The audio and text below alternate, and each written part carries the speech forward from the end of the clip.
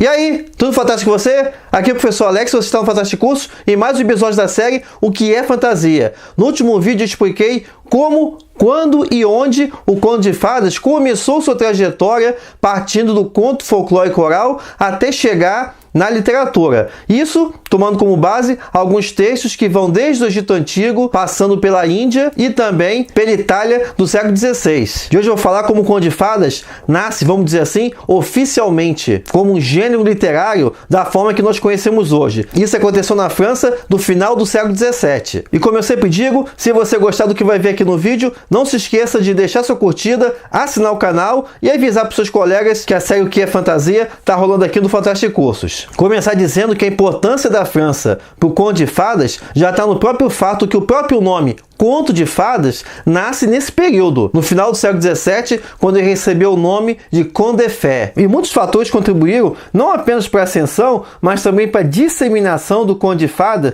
na França entre os anos de 1690 até a primeira década do século XVIII. Por exemplo, a França era o país mais poderoso da época e a língua francesa era a língua mais cultuada em todas as cortes europeias. Outro fato que é interessante a gente lembrar é por que o Conto de Fadas não se disseminou na Inglaterra durante esse período. A questão é que, durante esse período do século XVII, a Inglaterra estava passando por um momento em que o protestantismo, o puritanismo, estava em alta. E os puritanos não viam com bons olhos essa forma de entretenimento baseada numa cultura pré-cristã. Por isso que o Conto de Fadas não encontrou base para se disseminar na Inglaterra, a despeito de toda essa tradição celta e de ter sido trabalhada por grandes escritores do final do século XVI e começo do século XVII, como William Shakespeare. Outros dois fatores que fizeram da França o berço do Conto de Fadas como conhecemos hoje foi a evolução nesse país dos meios de impressão, o que acabou incentivando o aparecimento de diferentes formas literárias. E por fim, e talvez o mais importante, o Conto de Fadas se tornou uma atividade de entretenimento nos salões franceses, tendo as mulheres como principais promotores dessa forma artística. E nesse ponto aqui, uma coisa que eu sempre gosto de lembrar é sempre essa presença, essa importância do feminino para a disseminação da fantasia. E essas mulheres, essas madames da corte francesa, usavam o Conto de Fadas para, dentre outras coisas, criticarem justamente a posição da mulher numa sociedade extremamente machista. Então elas foram buscar esse amparo emocional justamente nas figuras das fadas. Isso acabava sendo também um posicionamento crítico quanto ao poder da igreja da época. E aí quando a gente fala de Conto de Fadas e França, a gente sempre lembra do Charles Perrault, mas antes dele mesmo, grandes mulheres já cultuavam e foram responsáveis por essa popularização dos contos de fadas nos salões franceses. A mais importante talvez tenha sido a Madame Marie Catherine Donneau, que publicou não um, nem dois, nem três, mas 4 volumes de contos de fadas entre os anos de 1696 e 1698. E a Madame Donneau atuou também como uma grande catalisadora de escritoras e escritores que praticavam a arte do conto de fadas. E já que eu estou falando das mulheres aqui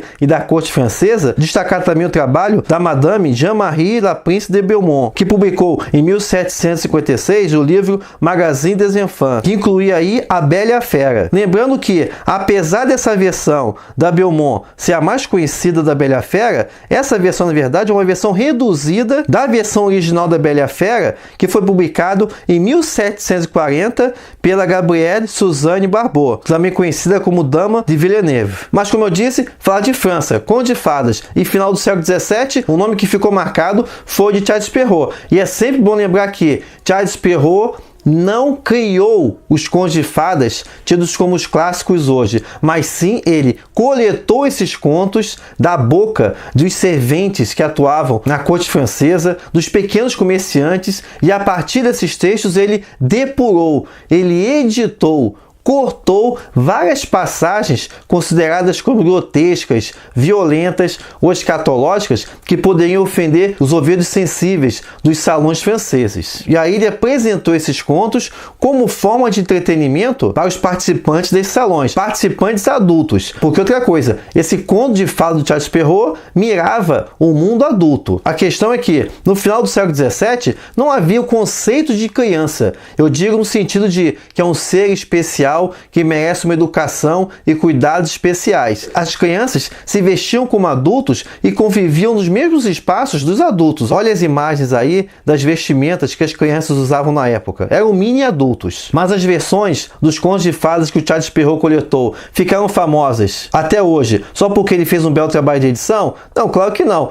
Charles Perrault também aproveitou para inserir elementos novos. Então, por exemplo, como ele era um grande apaixonado pelas fábulas de La Fontaine, ele introduziu nos contos dele aquele famoso moral da história. E foi por conta desse elemento aí, esse finalzinho do moral da história, o que aquele conto quer dizer, é que foi o elo que conectou o mundo adulto com o mundo infantil. Porque, com o passar do tempo, essa moral da história acabou se tornando um meio de ensinamento, um meio instrutivo para as crianças. Mas, afinal de contas, quais foram os contos de fadas que o Charles Perrault apresentou pela primeira vez na obra dele de 1697, chamada de Histórias ou Contos do Tempo Passado? Os contos eram A Bela Adormecida no Bosque, Chapeuzinho Vermelho, Barba Azul, Gade-Botas, As Fadas, Cinderela, Pequeno Polegar e Henrique o Topetudo. E até uma curiosidade é que talvez você conheça até esses contos aí, esse livro do Perrault, pelo nome de Contos da Mãe Gansa. Isso aconteceu porque a imagem que o Charles Perrault usou na capa do seu livro, havia uma senhora, uma avó, que estava ali contando histórias para as crianças. E na parede do quarto dessa idosa havia um quadro escrito Contos da Mãe Gansa. Quando o livro Histórias ou Contos do Tempo Passado foi traduzido para o inglês, acabou ficando Contos da Mãe Gansa como título da versão inglesa. E esse nome acabou se popularizando também, até mais do que o título original que o Charles Perrault tinha concebido. Não dá tempo aqui de falar em detalhes de todos os contos que o Charles Perrault abordou, mas vou destacar aqui algumas curiosidades de alguns deles. Então, por exemplo, no caso daí da Cinderela, foi o Perrault que adicionou o sapatinho de cristal. Lembrando que Cinderela é um dos contos de fadas mais antigos da história da humanidade. Tem versão dele lá na China do ano 850, numa história chamada A Jovem Yexen. Nessa história aí chinesa, basicamente segue a mesma estrutura do conto de fadas que nós conhecemos hoje, sendo que, ao invés de uma fada madrinha, o que nós temos é o espírito da mãe falecida, da jovem chinesa, que acaba incorporando num peixe. E esse peixe acaba sendo morto pela madrasta da jovem. E no lugar do sapatinho de cristal, nós temos um sapatinho de couro. E outros dois contos que eu não posso deixar de falar aqui é o Barba Azul e Chapeuzinho Vermelho. No caso do Barba Azul, até se você quiser saber detalhes do que eu vou falar aqui, dá uma olhada depois lá no post do blog Fantasticursos. Eu não sei quando é que você está vendo esse vídeo aqui, mas dá uma olhada lá no post do dia 13 de dezembro de 2016, que tem o título de Por que você não lê o Barba Azul para as crianças na hora de dormir? Que aí você vai ver lá por que esse conto de fadas é mais gótico do que fantasia. Mas, só para citar em linhas gerais, esse conto de fadas aí tem uma base estritamente francesa. Eu já falei aqui que é muito difícil a gente determinar a origem dos contos de fadas, mas nesse caso aí do Barba Azul, o que as pesquisas vão mostrando é que ele é baseado em dois personagens históricos. Um deles é o Conomor, ou Kumar, o Amaldiçoado, que foi um governante da região francesa da Bretanha, no século VI, que teria matado, decapitado a sua esposa grávida, Trifine, e que depois ela acabou voltando à vida. Outro personagem histórico que teria influenciado a criação do Barba Azul foi o Gilles de Rats, o marechal da França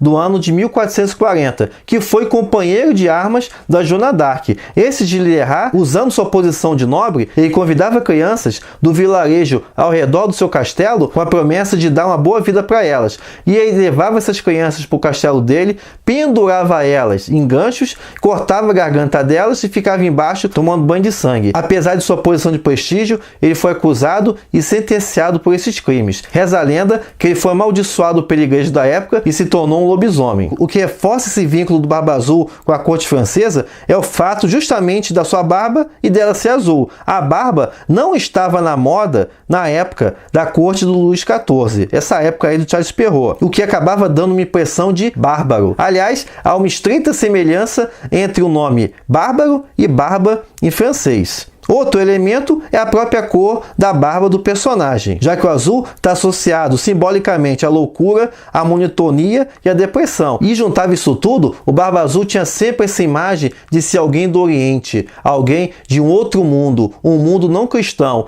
que por conta disso mesmo tinha práticas bárbaras, como por exemplo o fato de deixar as suas esposas falecidas penduradas em ganchos. Para que ele deixava os cadáveres das esposas pendurados em ganchos? Isso aí já possibilita a interpretação da prática da necrofilia e do canibalismo. E já que eu estou falando de canibalismo, vim emendar logo aqui no Chapeuzinho Vermelho. Conto esse que, ao lado da Branca de Neve, eu vou falar disso no próximo vídeo dos Irmãos Grimm, Branca de Neve e Chapeuzinho Vermelho são de longe os dois contos de fadas mais explorados em várias possibilidades interpretativas. Uma delas, no caso da Chapeuzinho Vermelho, é sua conexão com a Idade Média e uma época em que o conto era narrado ao pé do fogo, como um conto de advertência, principalmente para os jovens membros que estavam começando a sua vida social nas aldeias. É um conto que dizia do perigo da floresta, já que na Idade Média a floresta era identificada como local de perigo, um local onde moravam criminosos e também o lobisomem.